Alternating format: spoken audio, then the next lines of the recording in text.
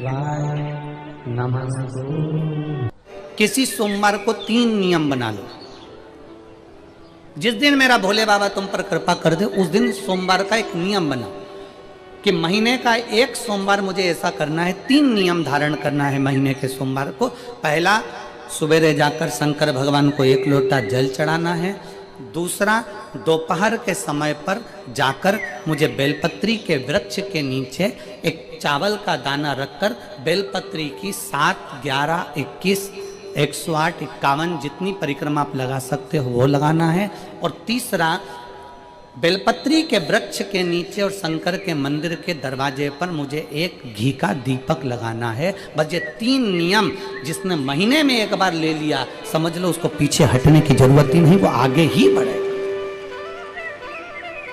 महीने के किसी एक सोमवार का ऐसा नियम बना लो कि मुझे 3 नियम धारण करना है महीने के किसी भी एक सोमवार को। हम ये नहीं कहेंगे कि तुम सोमवार 5 पढ़ रहे हैं तो 5 को करो, 4 पढ़ रहे हैं तो 4 को करो, 3 पढ़ रहे हैं तो 3 को करो। तुम तो महीने का एक सोमवार का नियम बना। और मेरी जीजियों से, मेरी बेटियों से जो विदेश में रह रही हैं, जो कहीं बाहर रह रही हैं, कहीं बड़े शहर में रह रही हैं, जो रोज मंदिर नहीं जा सकते, हर किसी महीने के एक सोमवार को भी ये नियम निर्धारण कर सकते, तो उनसे कहेंगे कि 3 महीने में एक सोमवार का नियम बना लो। 3 महीने में नहीं बना सकते तो 6 महीने में एक सोमवार का नियम बना लो। और 6 महीने में नहीं बना सकते तो 1 साल में एक सोमवार का ऐसा नियम बना लो कि मैं साल का एक सोमवार ऐसा रहूंगी कि सुबह सोमवार के दिन मंदिर में जाकर जल चढ़ाऊंगी, दोपहर में जाकर बाबा को एक अक्षत का दाना रखकर, अक्षत का मतलब है कि बाबा मेरी दिनों दिन उन्नति करना। बेलपत्री के वृक्ष के नीचे जो अक्षत रखा जाता है वो उन्नति के लिए रखा जाता है। शंकर के शिवलिंग पर जो अक्षत रखा जाता है वो रोग मुक्ति के लिए रखा जाता है। अशोक सुंदरी पर जो अक्षत रखा जाता है वो संतान प्राप्ति के लिए रखा जाता है। षडानंद कार्तिकेय की ओर जो अक्षत रखा जाता है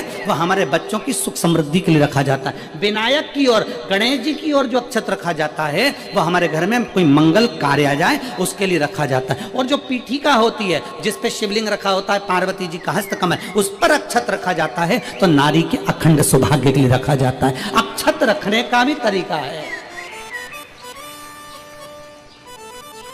एक चावल का दाना कहाँ रखा जाता है, क्यों रखा जाता है, कैसे रखा। अब कई लोग कहते हैं गुरुजी ये शिव महापुराण में आप ये नियम बताते हो, तरीका बताते हो। हम तो उनसे कहेंगे डॉक्टर के पास जाओगे तो डॉक्टर भी गोली लिखकर ये नहीं कह देगा कि ये सारी गोली एक साथ खा जा।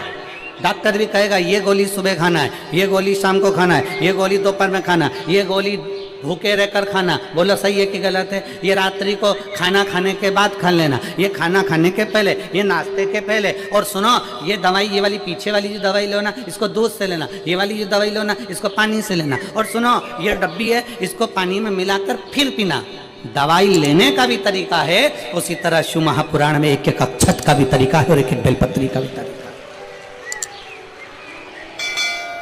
अब मान लो कई लोग कहते हैं गुरुजी आप ये तरीका बताते हो शिव पुराण के माध्यम से, कई लोगों के मन में संशय जागता है, तो अगर हम एक साथ चावल चढ़ा दे तो उसका क्या तरीका है। तो हमारा निवेदन है डॉक्टर जो दवाई ले एक ही बार में निपटा जाए, एक ही बार में खा ले। दवाई एक बार में पूरी खा गए असर नहीं करेगी, इसमें डॉक्टर का कोई दोष नहीं है। उसने तो बताया था ऐसे लेना ऐसे लेना, और तुमने मैं डॉक्टर साहब ने पूछा दवाई पूरी ली, शाम की दवाई भूल गई थी, सवेरे की दवाई भूल गई थी, ये दवाई भूल गई थी। डॉक्टर कहेगा हमने तो नियम बताया था, तुमने नहीं खाई तो असर कहाँ से करेगी।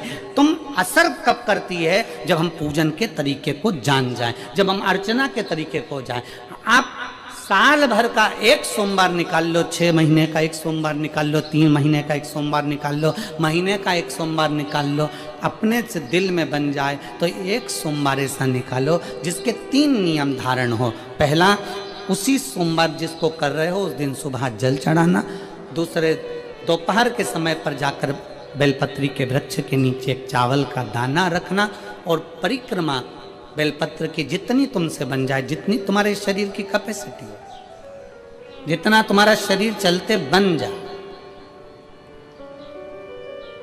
हम तो ये भी नहीं कहते कि तुम भूखे रहकर भगवान का भजन करो, हम कभी नहीं कहते। हम तो यहां तक कहते हैं, हमारे पुष्टि मार्ग में यहां तक कहा गया कि वल्लभ कुल की एकादशी करो, भले बकरी जैसे चरो पर एकादशी करो। हम तो यहाँ तक कहते हैं कि बहुत समय से कल मेरी एकादशी है, एकादशी है, एकादशी है, एकादशी है, पूरे घर को हिलाकर रख दिया, एकादशी है, एकादशी, एकादशी है। बहू टेंशन में, बेटा डिप्रेशन में, पति पपीता ला ला के, सेव फल ला के, मूंगफली का दाना ला के, काजू कतली ला के, सेव फल ला के, और सारा सामान, साबूदाना और खिचड़ी और ना चिप्स ना जाने क्या क्या ला के, बेचारा पति एकादशी आती है वो नौमी से चिंता में पड़ जाता है।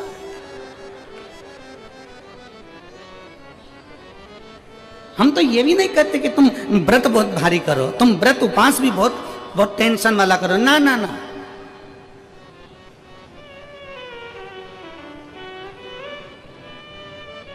अपने को व्रत उपास भी इतना बहुत बहुत भूखे रह रहे हो, बहुत प्यासे रह रहे हो, और मालूम पड़े कि भगवान हमें मिलेगा, भगवान हमें मिलेगा। भगवान कहता है कि देख भाई, मैं भी भूखा नहीं रहता, तू भी भूखा मत रहे, मैं भी चकाचक रहता हूँ, तू भी चकाचक रहे, मैं भी अपने। और भगवान शंकर तो ये भी कहते हैं कि अपना परिवार में मत छोड़ो। मेरे पास में पार्वती भी, एक ही देवता है जो विद फैमिली मंदिर में बैठता है। शंकर जी हैं तो पार्वती जी है, तो गणेश जी हैं, तो कार्तिकेय जी हैं, तो नंदी है, सब मंदिर के अंदर चाहिए। शंकर भगवान अपने पूरे परिवार के साथ। शंकर जी तो ये कहते हैं अकेले तुम क्यों रहते हो,